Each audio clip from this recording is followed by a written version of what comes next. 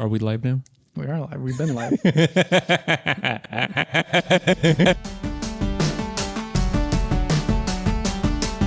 Hello and welcome back There we go. It's Bochi time. to Corks and Controllers. I'm one of your best friends of all time, Yes. Victor Aparicio, and joining me today is, as always, Hey, you didn't say what your nickname was. because I don't have one. Yeah, it is. What is it? It's what the fuck was it? Last week. The Butcher? No. No, not the butcher. Gizmo Gadget. Gizmo Catch. Oh. That was something you said offhand. I didn't Yeah. know that was real. But Octavia put the little Gizmo Gadget right below your name. That was me. Oh, that I was was you? the magic wizard that episode. So you did know you were the Gizmo Gadget. You were on notice. Yeah, but I made it so I can change it every time. All I So gotta do is change some words the around. Gizmo Gadget. That's me. I don't. That's an established character in a cinematic universe somewhere out there. It is? Yeah, Gizmo Gadget. Nope. You know the Professor Gizmo guy. The actor who played him for years passed away like 5 years ago. Yeah, I don't know. Oh man, Victor. But Professor of Tech, that is you. So you really are the Gizmo Gadget. Tell me who you are, cheesy counselor. My name is Victor as well. And I am your second best friend because your first best friend is right here. That's right.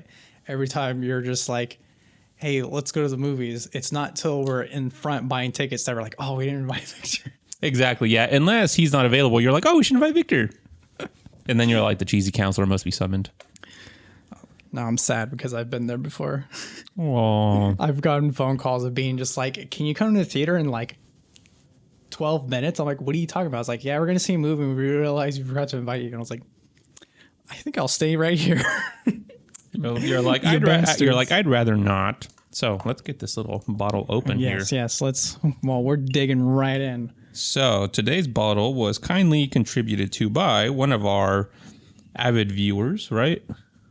Now viewer. So we're not going to say his name for his privacy, but... I already berated him for not following previously. Really? Oh, yeah. Oh.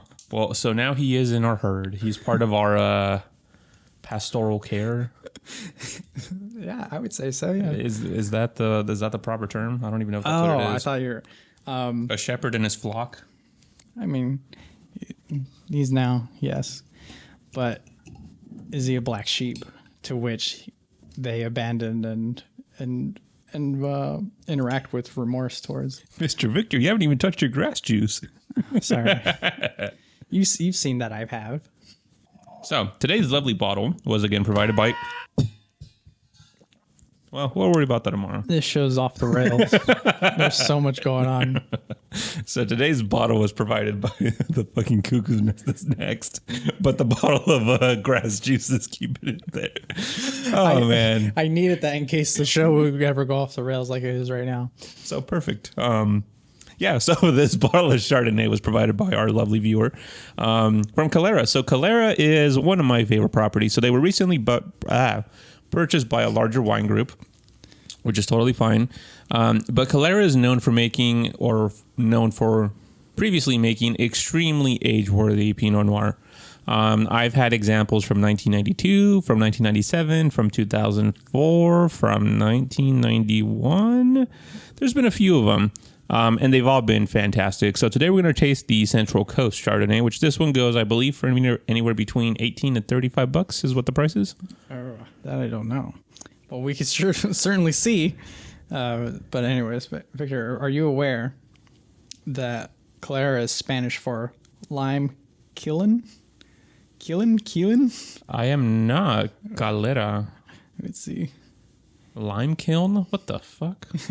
I did not know that, no. But it is made by legendary vintner and pioneer Josh Jetson of the Jetson families up in the sky in their towers. Just let that one sit. just let it sit there, marinate a little Let's bit. see. On their website, yes, it's $28. Yeah, so $18 to $35 is usually where you see it priced at. Mm-hmm. And let's take a sip. Cheers. Ooh, kanpai. Kanpai. This looks like... I don't know what it looks like. Definitely smells like lime. Fucking hell. Victor, are you sure you're not the sauced one this episode? What is going on with you? I am not sauced. I am sauced off the green juice. So I didn't have a Monster today, so I decided to pack some green tea, and it's doing its jobs, ladies and gentlemen. Oh, it's detoxing me like no business. It is. But yeah, so this has like a lovely like key lime green, yellow, golden hue to it. And it smells a lot like, dare I say, yuzu.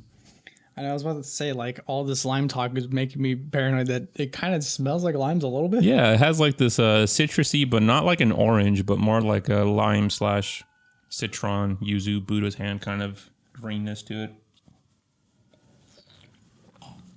Oh, that's spritzy. Oh my God, I love that. That is spritzy. Oh my God, that would be fantastic with sushi. That is like so zesty, and it's like minimally buttery. And this isn't us just saying nice things because it was a provided bottle. No, this bottle actually is pretty damn good. Yeah, fuck. Oh, blur that out. Blur out the name. But I just want to prove a point that we're not biased. Exactly. No, it's like why did he have qualms with our review of the other bottle? No, he thought it was funny. But yeah, no, this is actually pretty damn good. Yeah, this is like, but it's legitimately delicious. It is pretty damn good. I mean, but again, it's Calera. Calera just makes great wines. Mm-hmm. I mean, like, where do they source? Where they're from? I mean, their estate vineyards. Mount Harlan probably is. Well, there's Mount Harlan. There's also the Mills, I think. I'm getting some more. That's good. Yeah, it's dude. Imagine this with like just straight up sashimi, like the crisp acid. Oh, you're doing last week's. Hey, prepared for the end of the show to be a special Christmas edition. No, when featuring Sloshed Gizmo Gadget. When you screwed me over last time, you filled the beer to the I brim. did not screw you over. No, because we had a great episode. That was a benevolent gesture of love from your girlfriend, not me. What are you talking about? You did fill me to the brim, though. That I have video. Oh, no, that sounded so bad. I have video evidence of you filling my glass, so you can't dispute that unless I can actually. I can. Unless you want to settle. Point on that. We'll talk about that maybe later on in the show. It involves Yuzu and Nintendo. That actually was pretty cool. But no, I will not settle because you cannot prove that I did that. What? It's video evidence. You, my good sir, are a pro at tampering and editing videos. Oh, what are you How do I know that you did not edit that to reflect that? AI video tools are not that good. You would see compression warping like no one's business. Who's on the defense now? Do you want to settle? I just gave a great case. I think you should be settling. I'll settle for a bottle of Calera Chardonnay. Okay. But anywho, let's carry on with the show. Yes. Shall I go first, or would you like to go first? I think I'm going to go first because usually I've been forcing you to go first for a few episodes now. And I have previously said that this is another episode where I'm just like, what am I talking about? Actually, it's been on the top of my mind this whole time. I just didn't think like because usually I'm like, oh, I want to research it so I sound smart on the show. But no, I'm willing to challenge myself with the limited history and knowledge that I have on the Nintendo 3DS. Ooh, yes, Victor. This little toy right here. Is that Princess Peach? This is Princess Peach. I bought this for that reason. This is my personal 3DS, and I wanted this here just to state to the court my intentions here. Anyways, but no, yeah, the 3DS is going to be my pairing, and for no particular reason, I haven't been playing it lately. I just charged it. I tried to play it last night, but it was near dead, so I only got to play like a little bit of Mario on it. And then I was just like, you know what? I'm going to plug this in. I'm going to see if I have any of my old games still on my computer and try to go to town on this guy. Oh, you guys can't see. Sorry about that. And yeah, and I was just like, I like 3DS because it has a very interesting history, especially the way it was introduced into the market. Obviously coming off. Is this what people would play Cooking Mama on? Yeah, there are plenty of. Does this have that little pencil thing that you like? Ooh, yes. it still has the stylus feature from the Oh original. yeah, that's what my little sister used to play with. Then Yeah, from the original DS. she used to play Cooking Mama on that. I should see if I own Cooking Mama. See if I can slap it back on here. Oh my god! If you get a recipe for udon noodles, please let me know. And yeah, so the 3 is funny because it comes off the heels of the DS, which might be confusing to some people because it's just like that looks exactly like a DS. It's like, well, the main difference is one that this is a much more powerful console, and Is your screen correct? no, that's the screen protector. Thank God. Okay, I was gonna say, my god, that took a beating. I look for any excuse to physically open up my hardware and see if I can like tinker with it and like fix things. But for cost savings, thank God it's only the screen protector. Anyways, but the old DS was less powerful. Doesn't have a glasses-free 3D screen, which is barely used, to be honest. But it was enough of a winning formula that Nintendo thought, like, hey, let's make a sequel. Let's make it more powerful. Let's give it 3D, glasses-free 3D, and let's just keep rolling this. Let's see how much fucking money we can kick out of this fucking dead horse. And so the DS was born, and the funny thing about it is that it came out too expensive. When it was released in North America, it was $250. Christ. I know. And I mean, this thing is well designed and well built. I could probably like, it's supposed to make that noise. Oh, I was gonna say, my god. I could probably like, close this up and like literally throw in backpacks, and it's well built and well designed. So you could see where that cost went, but this is the later model. This is the latest one that came out. The initial one, while still well built, not as well built as this one, kind of lower quality of plastics.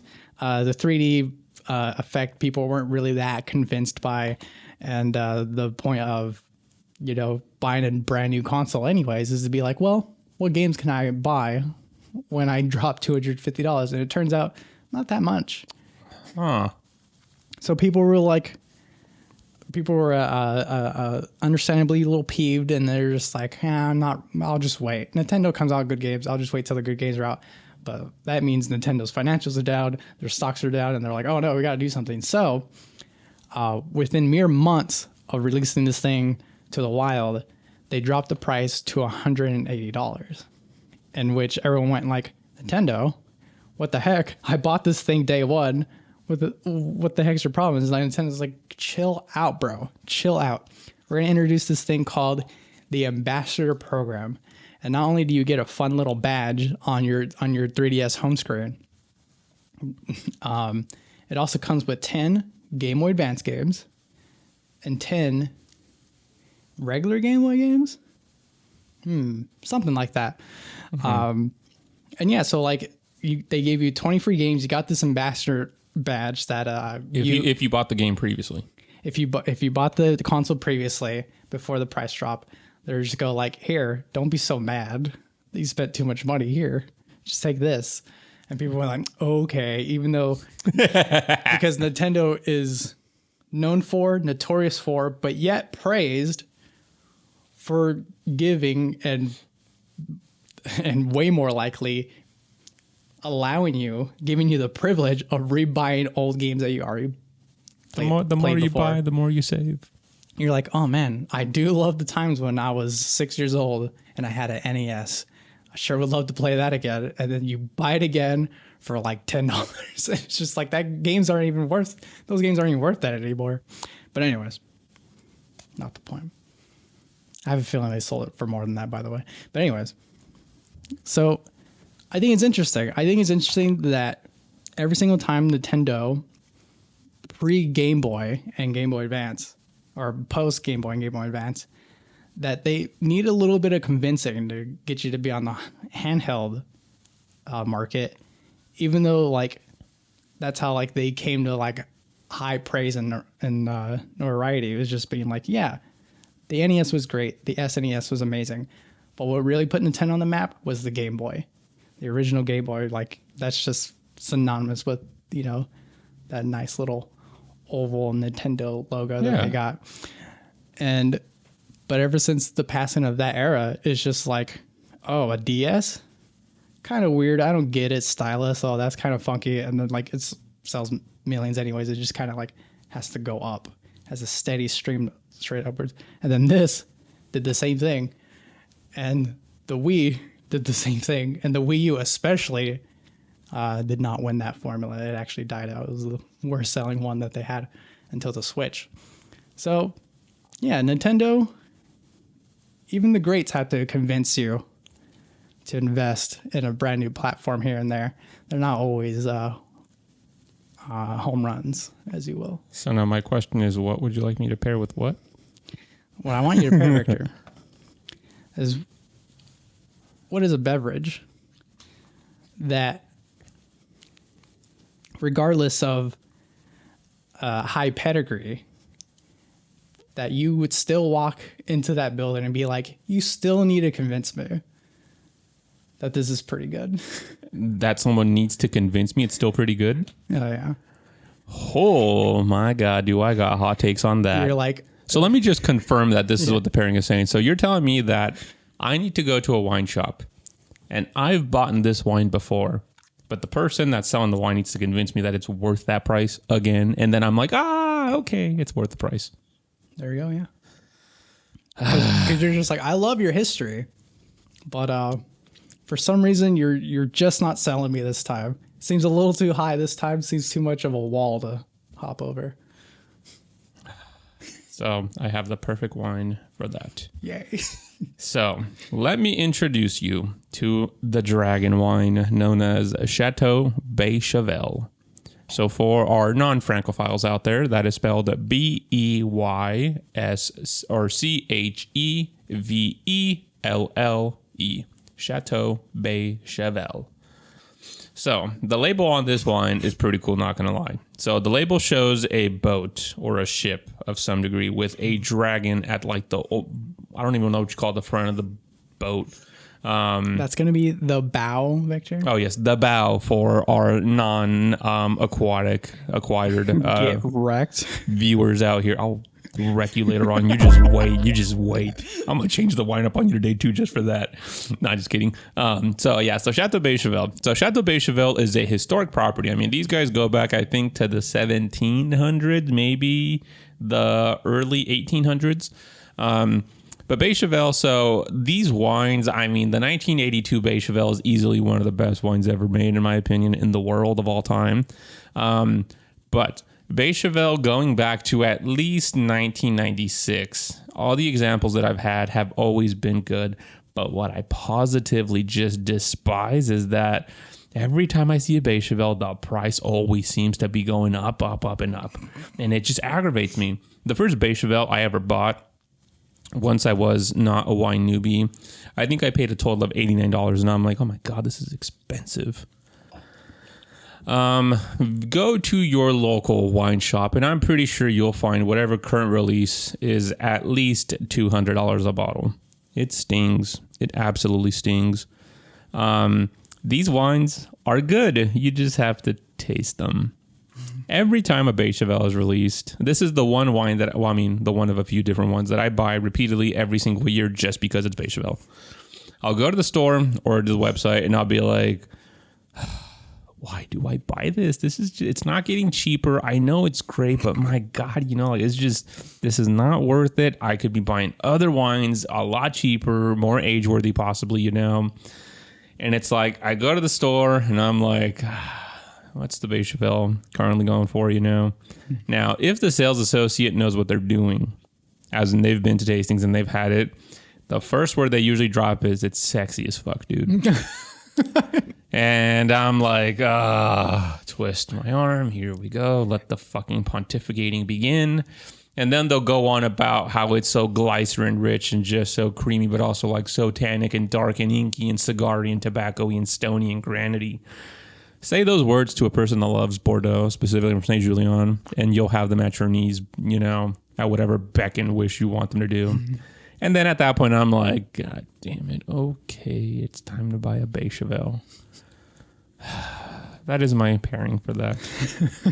Now, every consequent Beychevelle I've had after that has been fantastic. I have no regrets. But the build up to it's fucking bullshit because it's like, bro, I know this wine. I know this shit like the back of my hand. Why do I keep falling for this shit? It's because of people like me that buy this shit year after year without protesting by not buying the wine that this fucking shit keeps on going up, up, up, and up, you know? And it's like, I could just stop buying the wine. And if enough people did that, the prices would drop. But then guess what? Everyone's going to want to fucking buy it again. And then we're in the same fucking place. Is that Nintendo? Yeah, I mean, people will not stop rebuying their old classics. Like, here's a great example.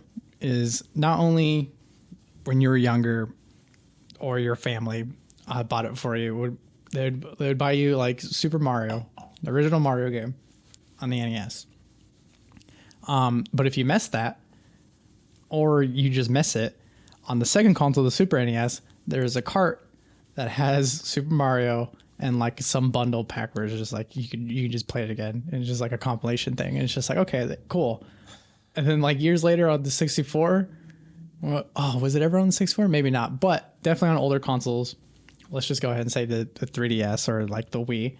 You can buy a virtual console edition of Super Mario. So you bought it again. You're playing it yet again. It's the same thing over and over again. And then when you get the Switch, guess what? They didn't make a virtual console program for the Switch. So then you bought it again via subscription to the Nintendo Switch Online. And you can also buy hardware, a little replica NES that has Super Mario on it. So you essentially bought the same game like 7 times, and you don't care because you're like, well, it's fun. I remember those days. So I need to amend my response then, because Beychevelle is a wine that I will buy year after year, but the quality does change depending on the vintage. Oh, okay. Like 17 will not be as good as 18 or 2005 or 2009. That explains their website why it makes me pick a vintage. Yes, because different vintages will be either heavier in Cabernet, less Cabernet, more Merlot, some Cabernet Franc, some Petit Verdot, whatever it may be. It's too tough. So my new amended response is going to be a simple one. Simple, because I know this wine like the back of my hand. And if these winemakers are doing it right, I should not be able to taste the difference. But when it comes to having champagne at the house, there is only one that is at my house at any given point. And that is Champagne Taittinger, a.k.a. Taittin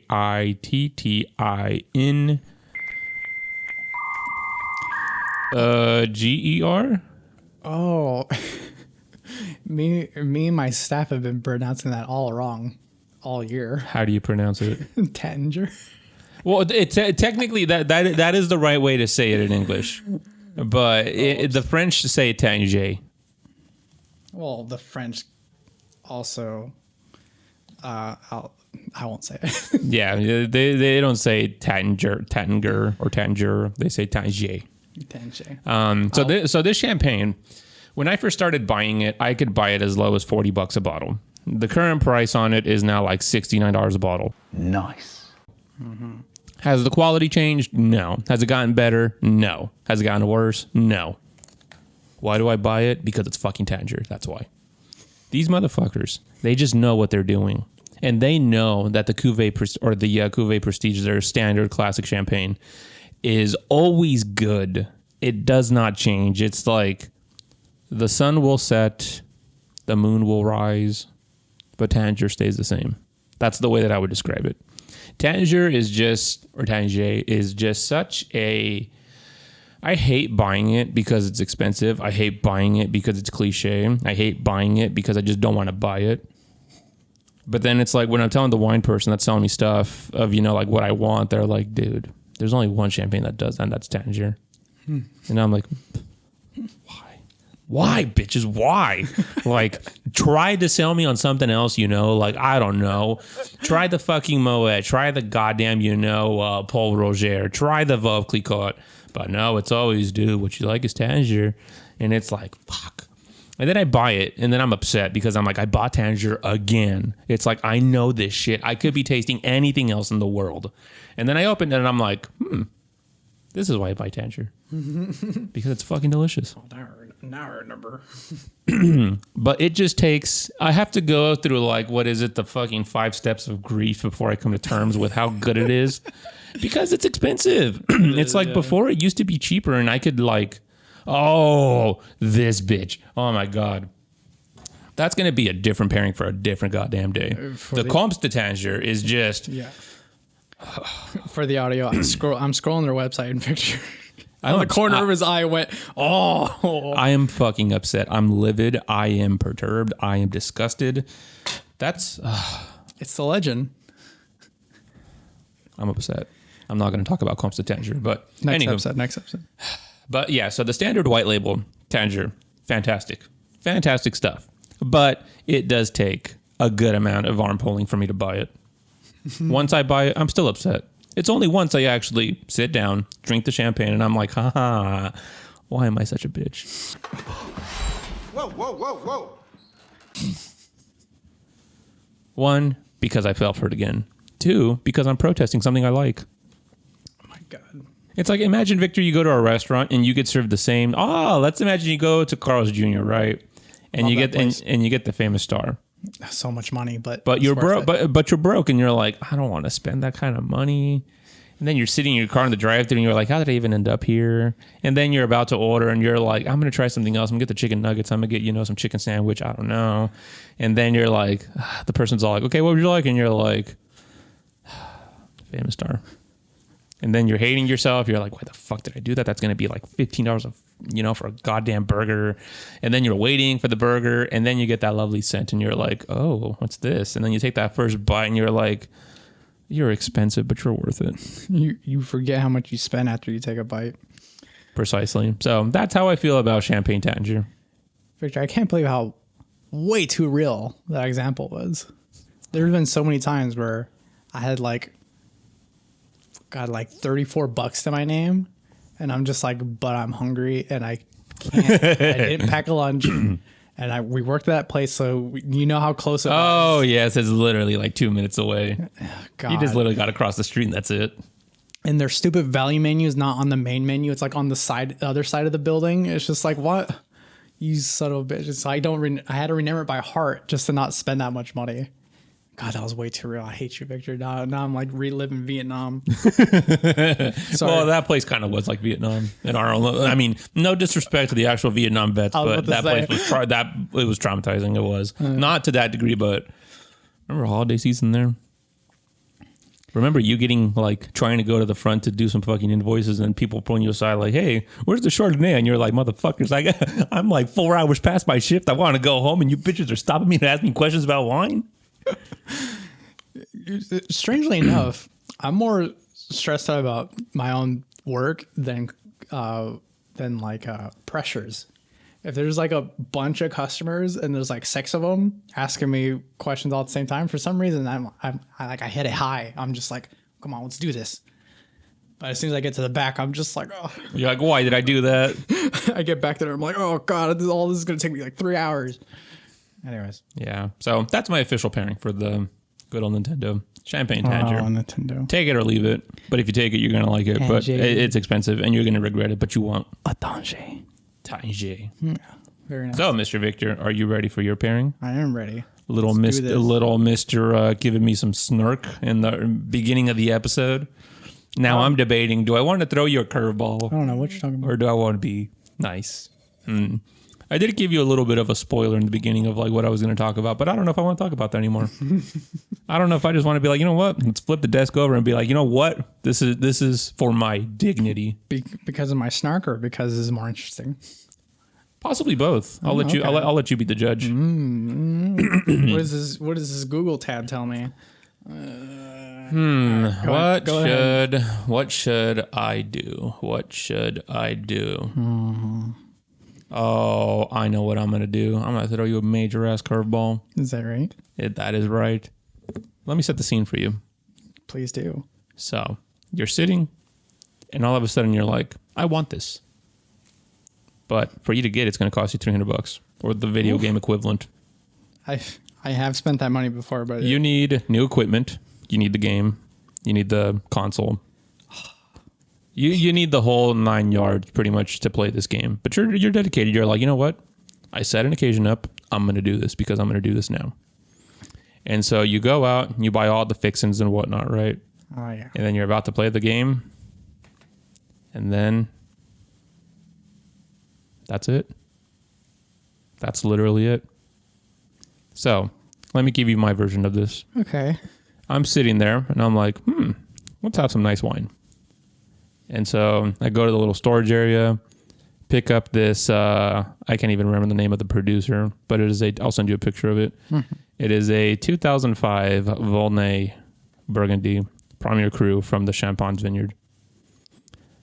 So that bottle of wine is probably worth about $300-$400 a bottle. Current release is about 150. 2005 was one of the best vintages ever in Burgundy.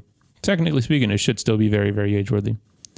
So I'm sitting there in front of this regal god, essentially, and I'm like, I'm going to drink you. And the work to get to that wine is not very fun. So I try to open the cork, half the cork comes out perfectly fine, and then the rest crumbles. So I have cork in my wine, literally. So I have to get the whole little strainer and whatnot. I pour a glass and I'm like, wow, this is so like dark and inky and like purple. And I'm like, this is good. This is, a wine destined for a long time. And then I smell it. Do you want to take a guess at what I smell, Victor? Strawberries. Not even close. I smell soy sauce. Gasoline. Damn it. Soy sauce. Straight up soy sauce. Like Kikkoman, straight out of the bottle. Ever had a wine that smelled like gasoline? I have, Riesling, All right. oddly enough. But yeah, so I smell soy sauce and I'm like, oh my God. Nothing, and I mean nothing, in this world will trigger you like having old Burgundy or oldish Burgundy made from Pinot Noir, as it should be. And you smell that. Mm-hmm. Because that means that this wine was either cooked or not stored properly or has a faulty cork. And so I take a sip, and then it just confirms my suspicions. That has to have had the burn of white vinegar, but the flavor of NyQuil with the smell of soy sauce. Oh, upset. Oh, I was very, very upset. Victor, you don't understand me. You don't understand the situation here. I set up a whole goddamn occasion for this. Mm-hmm. Mentally, financially. Like, I was there, ready. To say it was a letdown is an understatement. To say I was disappointed is an understatement. Betrayal is maybe a better word. But so was animosity. I was angry. I was an angry motherfucker. And I still am.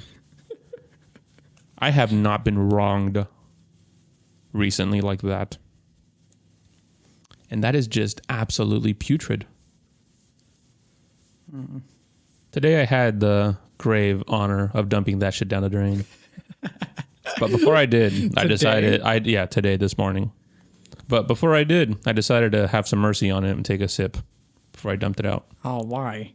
Because I wanted to see if maybe, just maybe, there was a chance that this hadn't been closed off. That your fucking nose was broken? Yeah, or something, And to be greeted in such a spiteful way as I was greeted by that wine, I have an enemy in the wine world, and that is that 2005 Volnay. Because when that liquid touched my mouth, it absolutely seared my tongue and left a flavor of like green beans and isopropyl alcohol. It hated me as much as I hated it. And that is a true story, folks. So, Victor, what do you have a pairing for that? Anime or video game? It's really hard to describe the emotion of you go in there so excited, ready for this. And it's not just you're betrayed. You're let down. You just feel that you weren't respected. You have no dignity. That this bitch of a whatever media had the audacity to just backhand you and say, fuck you, not today. And it just was not your day. That is my pairing posse proposition for you. Gosh. And this is what Victor gets for being snarky. It was going to be a finally perfect, easy pairing, but I'm like, you know what? Victor threw me a curveball. I'm going to throw him one too. Well, I know what it is. I just have to remember exactly what. Okay, I am right. So I was thinking of the right one. Okay. Sorry for the audio. I was furiously Googling the game in my head, being like, because this game series has come up with so many different entries in the series that it spans generations of console releases. So I had to make sure Everything lined up. Okay. So I do have that one, Victor. I do have a pairing for you. Let's hear it. So a long, long time ago when I was a wee lad, I've owned a PlayStation 2. Damn. Was that back in the 80s? Oh my gosh, no. I wasn't even born in the 80s, Victor. My gosh. I'm only 31. Only. Oh gosh. This is what we are, Victor. I feel like I just grew more crow's feet responding to that. And the funny thing about the era when we owned PS3 was back when you were I a wee owned the baron. when I was a wee lad and owned PS2. Me and my siblings owned multiple PS2s throughout our young lives, and that's not to say that the PS2 has a bad failure rate. There's just been so many accidents in my home. Oh no. I can specifically identify one. The other ones are like sort of mysteries, and like no one would admit their fault, and it's just like, all right, fine, whatever. But the point is that we're a gaming family, and we need a gaming console, or else we're all going to go crazy. One of which was my nephew. I saw this with my own bare eyes. We had one of those televisions in a wooden enclosure that's on the floor. It doesn't need a stand. It's just like the built-in stand. Yeah. This is before plasmas. And so I think it was about this tall too. And the PS2 was on the top. Nephew reeled the controller, which are wired back in the day, and the whole thing just came flying down. And I was just like, wow. I'm this close The snap in that neck. to telling your mother, which is my sister, that you owe me a PS2, but I know things, so that's not going to happen. But anyways, I'm pretty sure my family doesn't watch this show though. Anyways, and so during one of those occasions when the PS2 was out of commission, I went to my friend's house and they owned the next generation PlayStation console, was the PS3. And I've seen those graphics, and I've seen the internet connectivity, and I've seen things that only God can bestow upon me from the clouds. And I was just like, wow, I cannot wait to own this one day, because this is clearly the future of gaming right here, is video game models that look like people. And when I made this remark, I was looking at a video game title called Tony Hawk's Project 8. Hold the fuck up. Hold the fuck up. I am holding. Yes, you hold. I am fucking up right now. You hold the fuck up right there.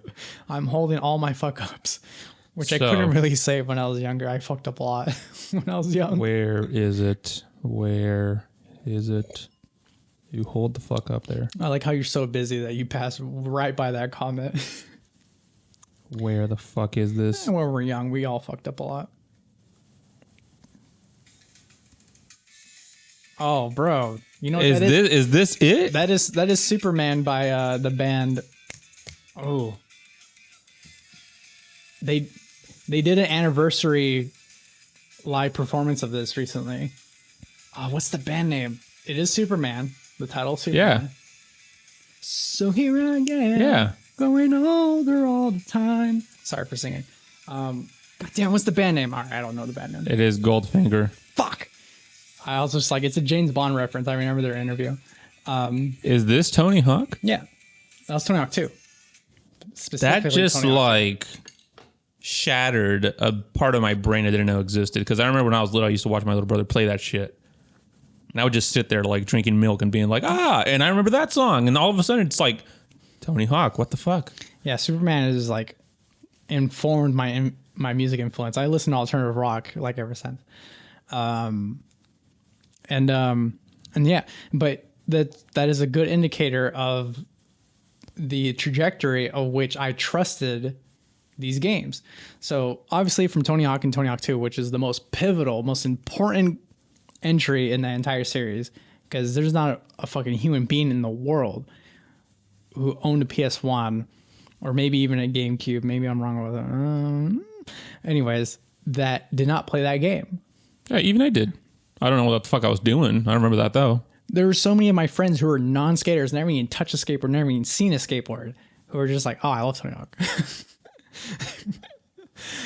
and Tony Hawk, even before I even played it, made me skate. And to which I mean that my brother skated, and I was impressed by my brother skating, and then I played Tony Hawk, and it made me want to skate. And he said, "You want to skate?" And he gave me my first skateboard, which is a girl branded skateboard, on which I wore DC shoes and like on all the whatnots and stuff like that. Anyways, that's my background story. The point is that I love Tony Hawk games, and I played 3, and I played 4, and I played Underground, and I played Free American Wasteland and all that stuff.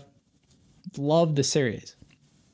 So of course, why wouldn't I trust the next entry, which is Tony Hawk Project 8? But when I went to my friend's house to play it on the PS3,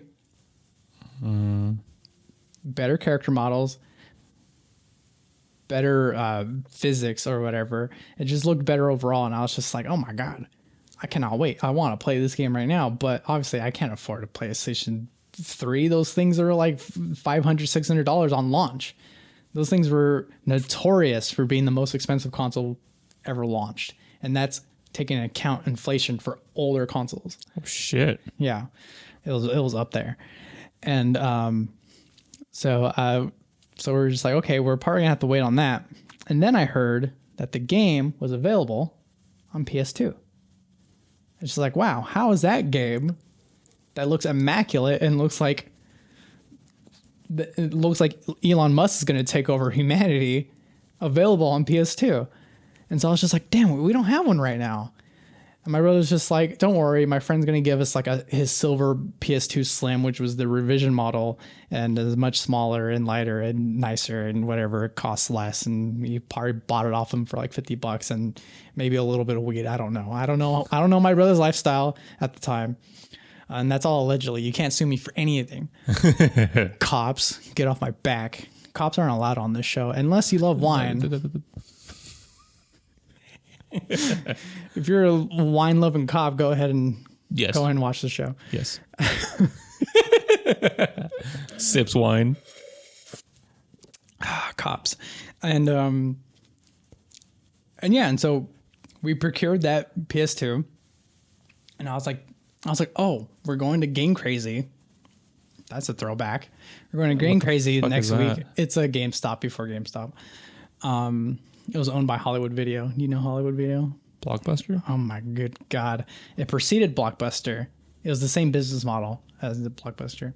But anyways, and we're like, okay, I'm going to keep my eye out for Tony Hawk Project 8. We grab it. Mind you, like, look at me. Look. No one can see behind the camera, but there's three modern consoles. My stuff. I'm in debt because of how many consoles I bought. Okay? That's who I am. We went months without a PS2. My mind's exploded. I'm just like, what am I supposed to do? Homework? Homework's for fucking losers. I want to play a fucking video game. And so we finally get the PS2, and I was just like, okay, we're going to Game Crazy. I'm going to keep my eye out for that new Tony Hawk game because apparently it's on PS2. I bought it. I waited, Victor. We're finally coming to the pairing. You can't fail me. I've waited, and I finally have the $300. I didn't spend the $300, but I have the metaphorical $300. It's time to get there. Man, what the most silent room you ever been in. When you think of video games and a child in it, you're probably thinking of like me swinging the controller back and forth, being like, oh, yeah. No, dead silence. You can hear a pin drop when I was playing that game on the PS2 because the character models weren't there. I think I could be wrong. Maybe I'm thinking of a different game, but like I think a third of the music wasn't in the game because it didn't have as much memory as a PS3.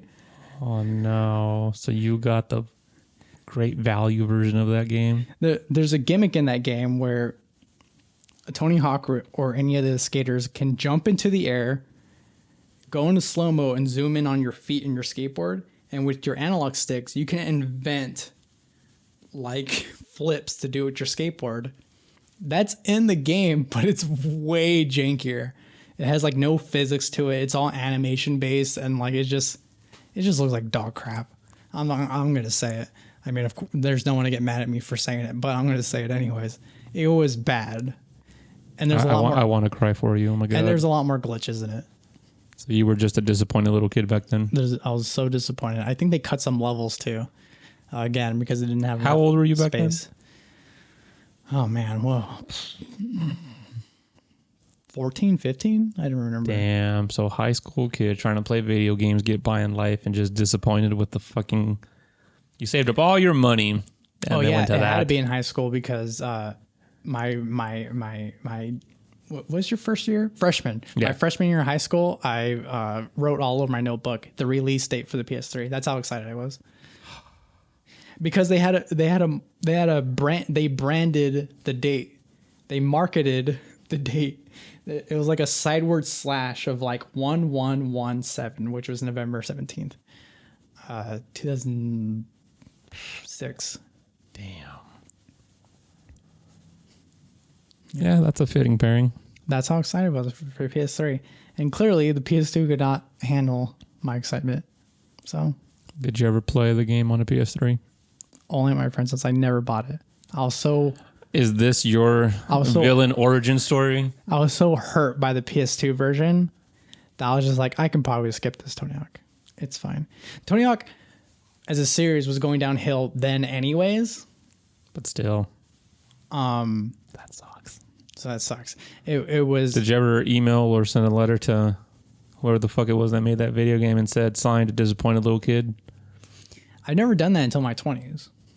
You actually sent them a letter? It wasn't until my 20s that I would send emails to developers about how much I appreciate their games or if I had any suggestions for their games. Damn. Mm-hmm. You were the feedback king. Oh, yeah. Yeah. A lot of them have predetermined, pre-made emails, but the good studios, you can tell, write it by hand. And you can, when you read it, you can tell someone wrote it. And they'll be like, thank you so much. Thank you so much for... Because, you know...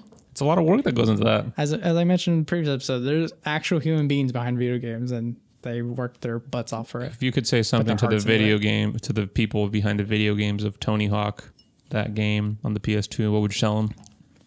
Knowing what you do now. Here's what I'll tell them. Everyone who worked or is going to work, who knows if it's going to have a comeback, on a Tony Hawk game, your hearts are in it. You remember the nostalgia. You remember the greatness of that IP. But you're probably given zero time and bad executives. And I am sorry about that. Because there's no such thing as bad developers. I believe that in my heart. Zero bad developers. It's the executives who are just like, can you make it in like a year and a half? And they're like, but most games take at least 3. It's like... Yeah, but we gotta ship it in Q3. Can you make it by Q3? Like, no one knows what that means, you asshole. Anyways, I'm sad for you. That's my parent. Man, I talked for a long time, but it's okay because I'm sauce. I'm goated with the sauce right now. Victor, wait, what? How much time do we have? Oh, we can go on for a little bit longer. Okay, so I blame you. You opened the featured bottle way quickly. We're like 2 minutes into the show, and you're just like, let's open this bottle. Victor's he's too sober. So let's chit chat about something that has crossed my view. Oh, can I do that too after you? Of course. Okay. So let me tell you about a little TV. I mean, not even a TV show. It's a show. No, it's an anime. And it's called Today's Menu at the Emiya Family, or Emiya Family. Speaking of betrayals, looking right at you. What? I confided in Victor that I had finally found an anime that I really enjoyed. Don't embarrass me in front of the viewers. And I told him, like, you need to watch it, but I don't know if you'll like it because it's, like, so boring, but it's so cool, you know? Like, all it is this dude named Shiro Emiya that makes food for a whole bunch of different characters. And I told Victor, like, oh, you know, like, yeah, I don't know if you'll like it, you know? And verbatim, he said, Victor, you don't even begin to understand the level of patience I have for watching brainless, useless animes. Oh my God, you're gonna say I didn't watch it yet. And I took it as he was gonna watch it. So then today I show up with all these recipes that I got from the show, and I'm just like, hey Victor, you know, recognize this recipe? He's like, no, oh, that looks, you know, or that sounds like something that I could, you know. To be fair, I thought he was just like, have you cooked or seen these recipes in like restaurants, or maybe you made it at home? I was like, of course I have it. If you watched the anime, you would know about these recipes because they cook these recipes on the goddamn show. It's like, it's the classic saying, you know, like you can tell when someone didn't read the book. Oh, when I was going through those recipes, I'm like, someone didn't fucking watch the fucking anime. Don't give me war flashbacks about all the book reports I didn't do in grade school. All the animes you didn't watch when you said you would. Dude, there should be, okay, in high school. It's only 13 episodes long and each episode's like 20 minutes. If you're a high school or college professor, please make anime viewing a part of your curriculum. I bet you anything you'll have more C and B students. Oh, but just, you know, make sure it's not tonight's menu at the Emiya Family because no one's going to bother watching that. They will. That's how I felt. I'd be the cool teacher who'd be like, just go on my Crunchyroll account if you can't afford it. So, yes. And let me preach about how wholesome that little... Yes, there's no conflict in there. There's no big fights. It's literally just a dude that knows how to cook, that has his friends over, cooks for them, and then they all compliment the cook. And then you just get to see how this food is made. I made something called soba to... I already fucking forgot what it was called. Toshikoba? Something like that? Christ. Toshikoba, I think is what it was. And I literally just watched the show and I was like, oh, it looks like they're using that amount of this. And I made it and I was goddamn proud of it. And so... It is on Crunchyroll. It is on Crunchyroll. I told you that. Oh, that's the only subscription you have. I keep forgetting. Yeah. I'm that dedicated. Whatever, you hoe. So, yeah, that's my story there, is that I found this wholesome, cool little anime that, you know, is literally only like... Each show is like 20 minutes long, maybe if that. Look. Watch list. Boom. I could do that too. That doesn't mean I'm going to watch it. Whatever. I don't care. See, that's exactly what it was. He doesn't care. You don't respect the laws of the watch list. I don't respect the laws of the watch list? No. I don't even know if he can be held to the laws of the watch list. I just put it on my watch list. Yeah, but again, I respect the laws of the watch list. Yeah, look at that. Look at all those ones you got on the watch list that are still not watched. Okay, motherfucker. Episode 2, episode 3. Episode 2. Oh my god, out of like fucking 600 episodes? There's barely a one that's on episode 1. You are like 0.4% complete with that anime series. Look at all these animes that are barely... You're on like page 2? Look at all these animes that are like barely on episode 1, season 1. Like I at least give episode 1 a watch. Damn, and you still didn't get a single recipe. So that's my juicy tidbit. It's a wonderful little anime. It's literally like 13 episodes long. I can't believe you right now. I can't believe you. What? I told you, like, dude, this is such a wholesome, boring anime. You should watch it. You're like, you don't even begin to understand my patience for watching boring little animes. Oh, Victor, you're the reason why I drink. And see, if you knew about drinking, you would probably be, if you would have watched the anime, you would have been like, hey, do you have any good mirin to drink? Or do you have any good sake to drink? Oh, no. He better not bring out mirin or sake. Oh, my fucking God. I regret doing this now. So if you're wondering what's in my glass, it's green tea. Yes, green tea. Kagoshima Benifuku. With this regularly. How old is this bottle? About like 4 months old. Yeah. Okay. I wouldn't drink it though. No, I mean, it's that for cooking. looks brown already. It's for cooking. I mean, you could technically drink it if it's good quality enough. It literally says for cooking. Oh, so this is the salty one. It's a sweet Marin. No, but is it salty? Oh, Like, you would on the very back end. you wouldn't know if it's salty because you don't drink it, huh? I sipped some when I first bought it. And it's salty on the back end. Yeah, that means it's not good quality sake. I mean, good quality mirin. Well, why would it be? It's for cooking. Well, because mirin is also for drinking. I'll drink you. So the mirin that I have at home that just says mirin, doesn't say cooking or anything, and it's fucking delicious. Look, I felt guilty because I bought it for the store, and I was just like, I better buy one just to make sure we get rid of it. Aw, no one was buying it? No one makes Japanese food out there? They didn't fucking start buying it until after I put in my notice that I was moving to the. Oh, no one knew what it was or where it was. Yeah. Once I start pointing it out, people are like, "Oh, thank you, cool." Well, so that is my hash of the day. What is your hash of the day? Might need to censor that actually. Anyways, my hash. So nothing prompted this. I was literally like sitting at my computer to my own devices and my own thoughts, and I just thought, like, man, violence in video games is such a complicated topic because it's just like, because the first thing you think about when you think of violence in video games is every boomer politician or analyst who's just like, oh yeah, violence in video games that creates violence, and it's just like, no, it's the opposite. It attracts people who want violence because they're just like, oh, something violent. I always have violent thoughts, so of course I'm gonna play this violent video game.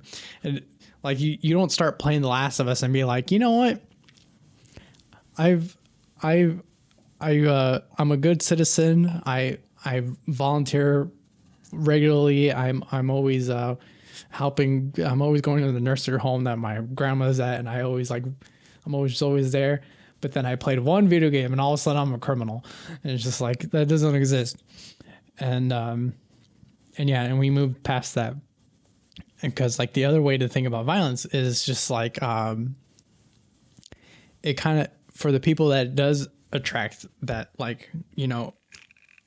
have those predetermined thoughts of being just like I don't know, I'm not that violent of a person, so it's just we need to talk about Kevin kind of level of violence. Yeah. And it's just it in a way kind of encourages them to speak when something doesn't go their way, because they already have this warped possession that's that something that attracted them in the first place somehow gives them a strange bit of ownership.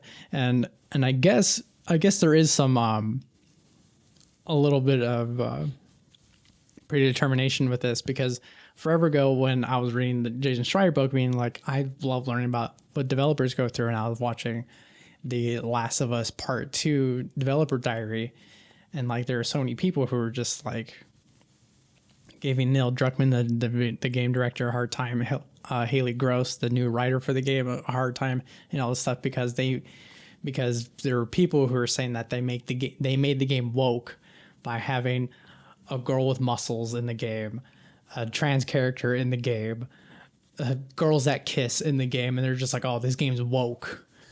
Oh my God.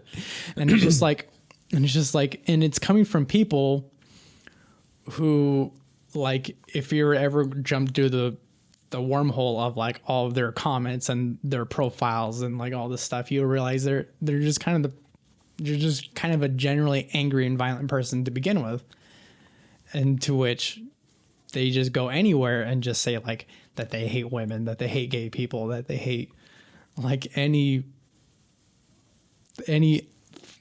little nuggets of progression that happens on the internet. To which I say fuck you guys. If you come to video games seeking violence, I don't know what to say other than fuck you. Yeah, that's a little demented. I don't know, and it's hard to say that because like video games is ultimately escapism. It's ultimately fantasy. It's ultimately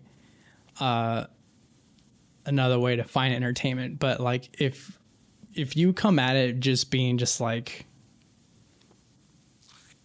it's hard to even say outlet because I come to video games as outlet sometimes. But if you come to it in a way where it's just like,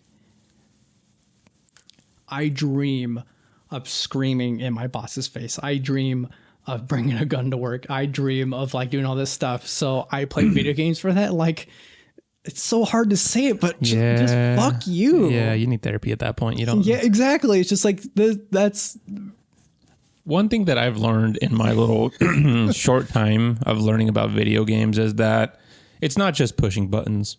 It's really not. Like literally, like it's not just that. Usually the people that are playing the video games, they know the story or there is a story to be told. And that's why you're playing the game. You don't play the game to just shoot people. You play the game to get to the story, no? Mm-hmm. What the hell was that? I think it's the neighbor's cat. I think the cat agrees. So pretty much it's like, especially like when you look at the violent quote unquote games like Call of Duty, Modern Warfare, or what the fuck the other one is called? The Last of Us, yeah. I thought it was Assassin's Creed. Oh, Assassin's Creed also violent. But it's like, those are, yeah, they're technically violent games that involve killing, but there's a story to be told in all those. Mm-hmm. It's about strategy, you know? It's... Like I would personally categorize Assassin's Creed games as shut your brain off games because it is a lot of button mashing. But even I can recognize the story that... I played Assassin's Creed Valhalla like a few days ago. That game is about like a brutal revenge story of freaking Vikings. Vikings were known to just be just like, hey, let's keep fighting, and that's why they don't exist anymore. Yeah, but I mean, it's like like you said, there's a story there. There's literally a story there, and that's all that really matters, you know. So if you approach video games with, I don't know, the intention of like, oh, I'm gonna pretend that person's my boss or something, you know, like that's I don't think that's reflective of the video game community. Mm-hmm. And I think just like part of my point, and my Assassin's Creed point is just like the story of Assassin's Creed Valhalla, the story of The Last of Us Part 2, is that just violence is just sad and just does not work. Like it just doesn't. And yet people come at it just being just like, I just want people to no longer exist anymore for whatever reason that is.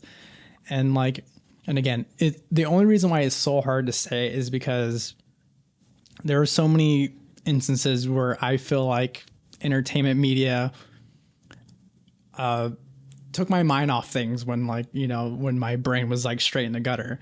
And I won't go as far as to say that like music and video games and movies saved my life because I never been like that bad, but I know that's a real thing for people. So yeah. So it's hard to say fuck you to anyone who's just so inclined to be violent in their real life because they clearly need something. But if they're but here's the part where I get mad when they take it out on the developers, when they take it out on the movie directors, when they take it out on the people who made the thing that they liked in the first place. It's just like, you're not a fan. I'm sorry to say, you're not a fan. Star Wars.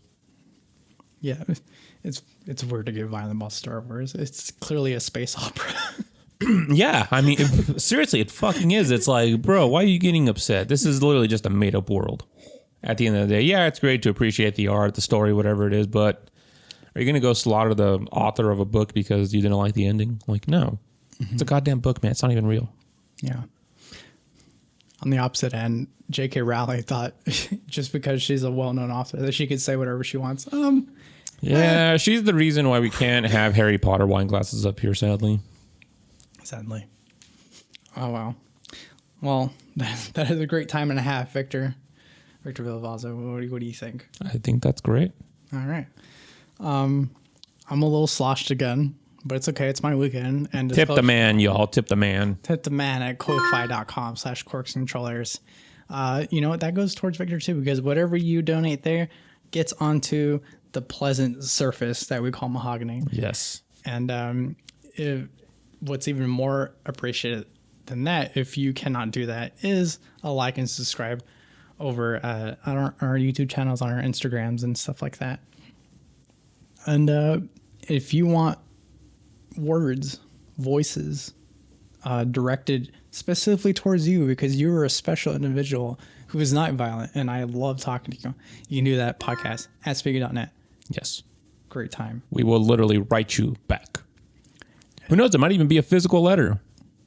Whoa, Victor. Are you? I think my handwriting is better.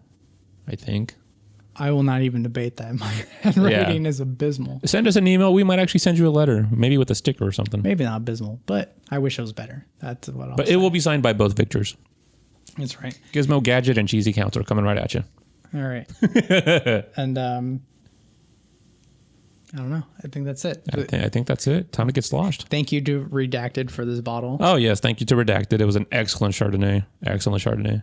Oh, I just remembered. He doesn't mind. I was just like, no, let's not dox people.